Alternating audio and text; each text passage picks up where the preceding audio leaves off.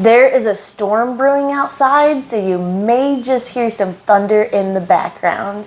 But hello, foodie friends, and welcome to another episode of Library Book Sale Finds. I have a really neat cookbook this time.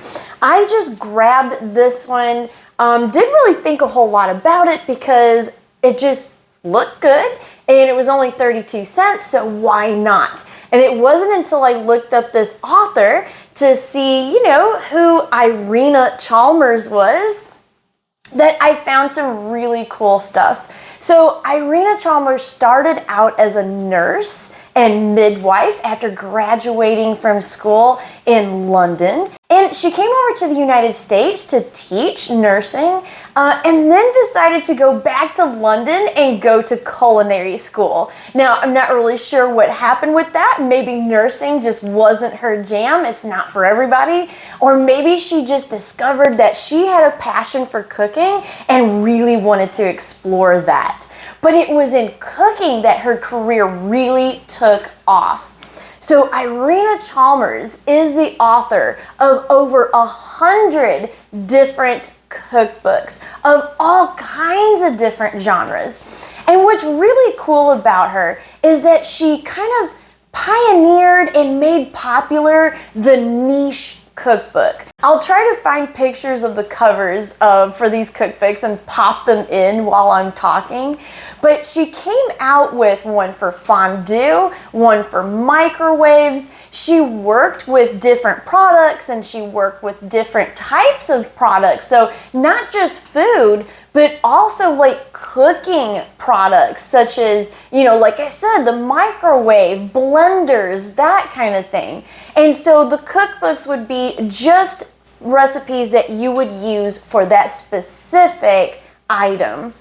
Now, she would go on to have a long and illustrious career in the culinary arts, winning lots of different awards, and she even became a consultant for the restaurant Windows on the World that was situated on top of the North Trade Center Tower. Now, she did pass away from cancer back in 2020, leaving behind an absolute legacy of food and recipes. Now, I'm really excited to try this one out. I picked out a recipe that I have never made before. It's just a really good old-fashioned New England boiled dinner. I've been to New England and I didn't even get one there. We got all kinds of other foods up there, but we never got the boiled dinner. So I'm really excited to try it. It looks good, but we're gonna have to be prepared to spend hours in the kitchen. So let's go ahead and get started because it's gonna be a long time before we get to eat. And here we go. We've got this New England boiled dinner that we're going to try. I've got everything washed, but not chopped up obviously, but at least it's prepped that far and everything's out on the counter so we know everything that's going to be put in it.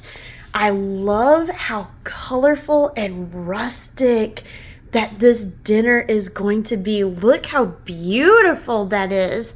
And I just love that collection of vegetables together. Now I've already got a pot of boiling water because it wouldn't be a New England boiled dinner without boiling water. So this hasn't boiled enough for me. I'm gonna wait till it's like, a true boil. But in another pot, I do have the corned beef waiting for the water. So while that is getting ready, let's go ahead and chop up all of this and get it ready to throw in the pot as soon as we can.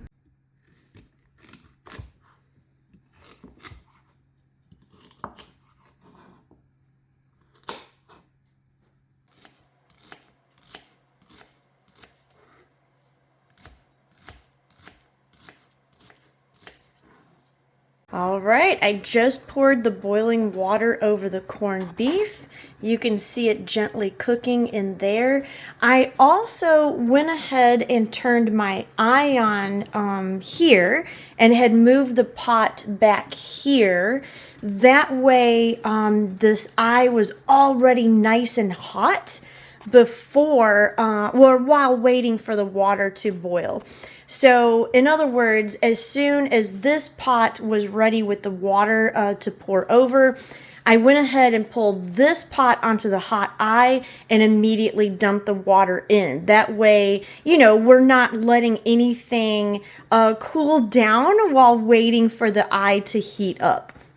So now let's go ahead and add our carrots and onions. That's going to flavor this, and then also our bay leaves, thyme, and our pepper. We'll get that done, and then we'll go ahead and prep the rest of our vegetables while waiting for that to finish cooking. And really quick before I put this in, I almost forgot the celery. I reread the recipe just to make sure I had everything, and good thing I did, because this would have been missing. And then I would have had stalks of celery, not knowing what to do with it. So let's go ahead. We're going to add the carrots, onions, and celery to our pot. Ooh, that looks beautiful. And now we're going to go ahead and add our seasonings. So I'm going to add a little extra bay leaf. But you don't have to add that much if you don't want to. We're going to do a tablespoon of pepper. That seems like a lot, but we're just going to go with it and trust the recipe. We've also got a teaspoon of dried thyme. We'll add that in, and then we will cover this pot, and we're going to let this boil for 2.5 hours before we get to add the rest of our ingredients.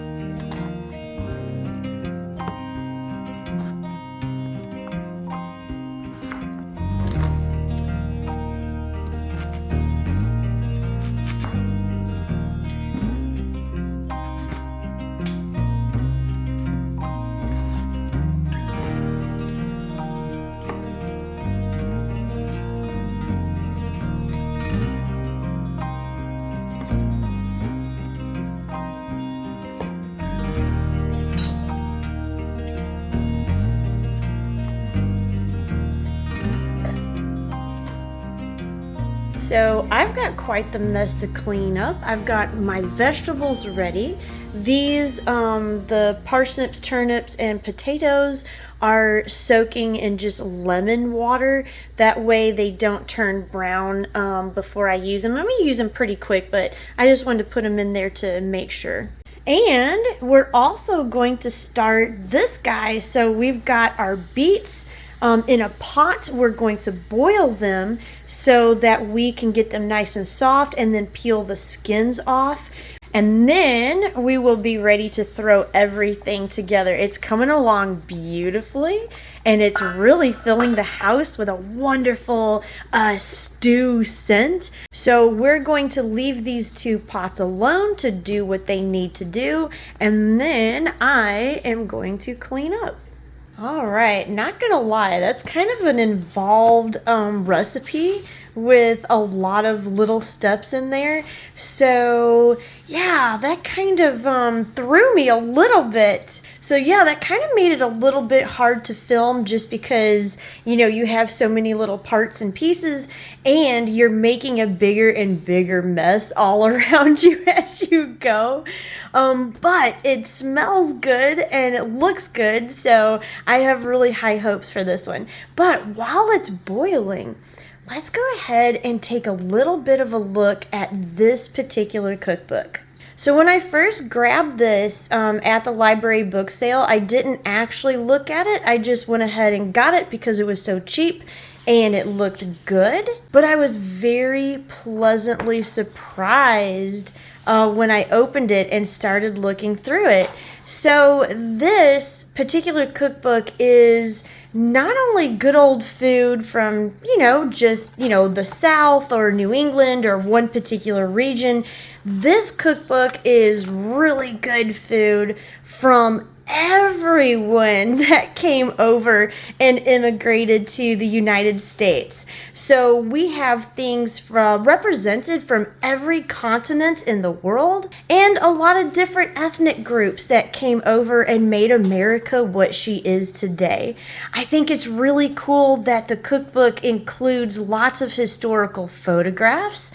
And one of my favorite sections of this cookbook is every recipe is accompanied by a story. So this is a story usually about the recipe in question, but also a little bit of family history and why this recipe is special to them. There's a lot of really cool stories in here about children and grandchildren recalling their immigrant parents and the foods that they brought over with them from whatever country they came from.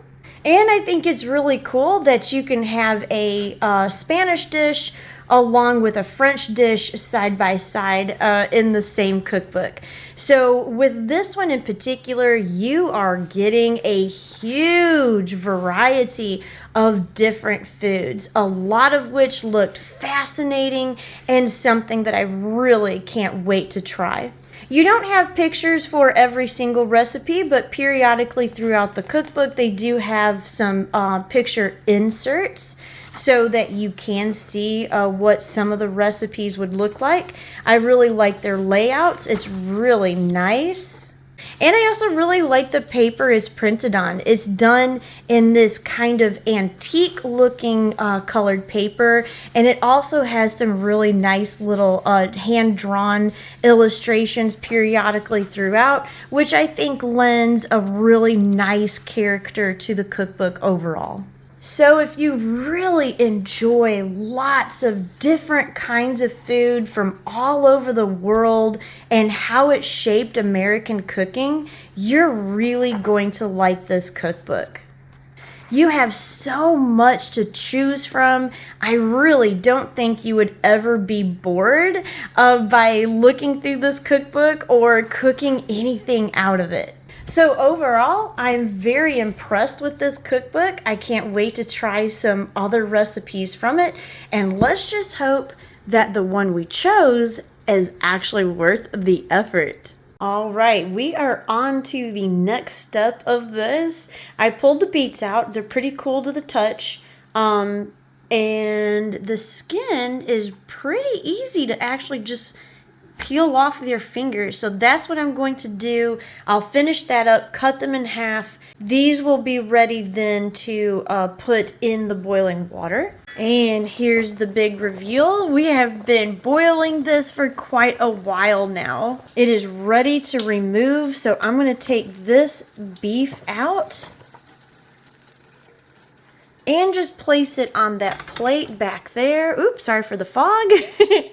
And now the recipe recommends getting another sauce pan and then putting this through a colander and pouring this through the colander into the other saucepan to save your liquid but take out the vegetables. I think that's a lot of heavy lifting and maybe a little unnecessary. So I'm just going to go through and pull it out kind of the slower way, but a little bit of an easier way, I think. All right, so now we're going to add our potatoes, carrots, parsnips, and turnips to that water. After 15 minutes will come the cabbage, and then last but not least will be our little beets. All right, this is moving along pretty fast now. So you see we've got our vegetables pretty much done, and we just got to add our cabbage now. I'm a little worried because I hope this all fits in here. I'm glad I picked my biggest soup pot instead of going with this as I'd originally planned. But then when I saw all the ingredients, I knew I was going to have to break out the really big one. So let's go ahead. We'll get that in there. We're going to let that boil for several minutes. And then last we'll go in our beets.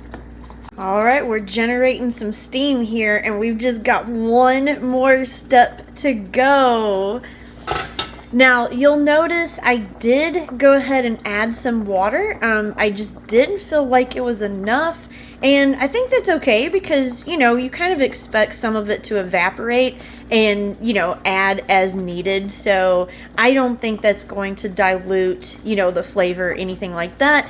But everything in here is done except the cabbage is still a little bit on the tough side. But at this point, we can go ahead and add our beets, which is the last thing we need to do. Now, remember, these are already cooked, so we're not having to wait for them to, you know, cook all the way through and get tender. All we have to do is add those to the pot and cook, they said, for about 8 more minutes. So I'm guessing that the cabbage is definitely going to be done in about 8 more minutes. So let's go ahead. We're going to stir this up just a little bit. Okay, submerge that cabbage a little bit. And we'll put the lid on and again, leave it alone to do its thing. And then we're finally going to get to eat. And I promise this is the last time you're going to see me open the lid of this pot because everything should be done. Let's go ahead and try. Ooh, okay. It looks like everything is fork tender. So that's good. The cabbage feels nice and done. The beets, of course, we knew were. The potatoes are definitely done. And so the parsnips and everything should already be done also. So we're going to go ahead and call this a done dish. All we have left to do now is get our corned beef back warmed up. And we are ready to serve this and actually taste it finally. Okay, after hours and hours of work, we finally have a boiled dinner from New England. So I'm not really sure what the previous footage is gonna look like. I felt a little like harried in the kitchen. Yeah, the recipe, it's not like it's super complicated. There's just something about, I guess, making, you know, this much food and trying to boil things separately and add and whatever. You know, it just kind of gets a little on the fire. Yeah, exactly. So I'm hoping that in editing, I made that footage look better than what I think it looks like in my head right now. But let's go ahead and taste it and see if all of that was worth all of that work. Let's see. I think I'm going to try it with a potato. Oh, you're going to do it together. Yeah. Like a small taste of both.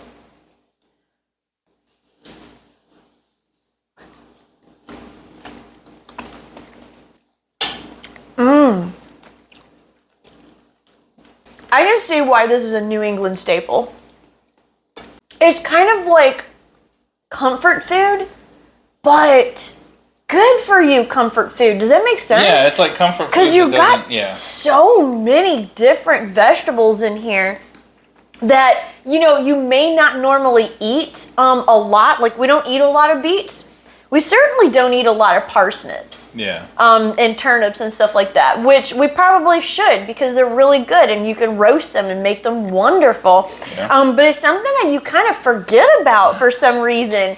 It's like the slightly more expensive carrot. No. Yeah, exactly. I think it's definitely worth trying. I would, yeah, with the caveat that you may have to wait on the weekend. Yeah, take a day. Yeah. Yeah, take a day. Because if you follow it as written, you know, you are going, I mean, it's going to take a while. Yeah. You know, so yeah, I would just do this on the weekend or throw it all together in your pressure cooker.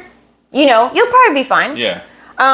But it is, like I said, I can see why it's popular still in New England. I mean, this is really, really good.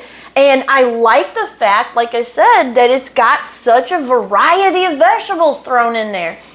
So, you know, especially if you're a gardener, you can grow half of this. Yeah. If not all of it in certain climates, and they're, you know, your cost is At the very also least, reduced too. At the very least, grow the expensive ones. Yeah, exactly. Yeah, buy your cheap potatoes, but grow the parsnips. That's what you want to do. So there you go. I'm really glad that I picked this cookbook up for 32 cents because it's definitely worth it. I've seen this on eBay for a couple of dollars, and if you love international cooking and you love how international cooking brings the history of America alive through immigration and really cool stories from people and good food, I think you're going to want to add this to your collection if you haven't already. And for a few dollars on eBay, it's more than worth it. So there you go. Mitch picked really good this time. And maybe we'll have to have him pick again because, you know what? It's still summer. I mean, we're still going through, and we're not even going to get done with all of them before the summer ends. So, yeah, I might have him just pick another one. I don't know. He did so good this time, you know. Hopefully there's not a bad option in there. But I know. Yeah, we'll see. So, thank you for watching this. Hope that you at least try this once. I think it's worth that. And we'll see you next time for whatever we cook up. We'll see you then. Bye.